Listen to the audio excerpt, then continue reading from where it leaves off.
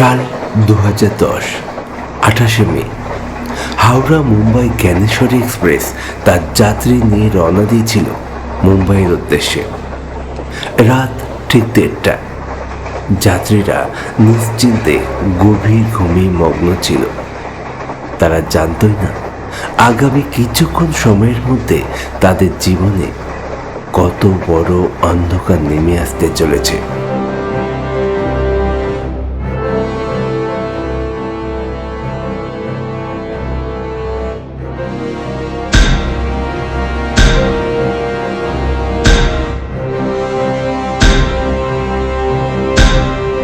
Train accident করানোর জন্য কিছু দুষ্কৃতী মাওবাদী সংগঠনের এক দল রেল লাইনের ব্যান্ডরোল ক্লিপ খুলে দেয়, যাতে রেলের ট্র্যাক ঢিলে হয়ে যায় আর ট্রেন লাইন থেকে পড়ে যায়।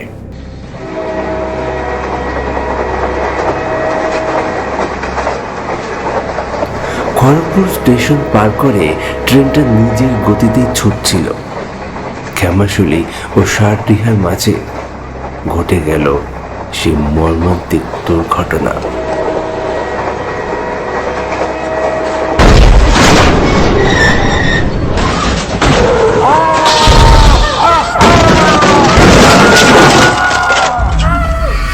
যাত্রীদের শান্তির ঘুম, যন্ত্রণা, চিৎকার, আর্তনাদ আর মৃত্যু পরিণত হয়। অনেকগুলো বগি লাইন থেকে পড়ে যায়।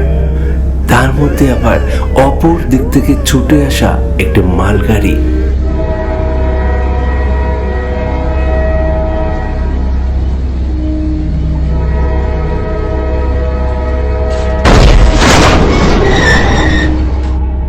সেই বগিগুলোকে সজোরে ধাক্কা মারে।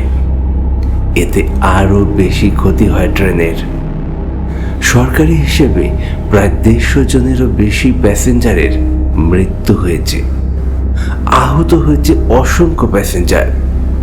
এগুলো তো হিসেবের বাইরে যে কত লোকের মৃত্যু হয়েছে সেই খবর কারো কাছে নেই।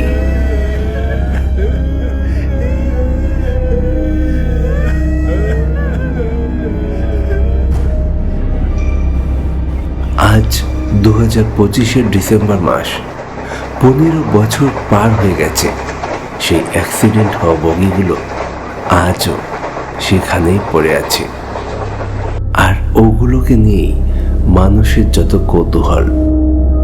সবাই বলে সেই বগিগুলোতে রাত্রিবেলা আজও নাকি কান্নার শব্দ শোনা যায়।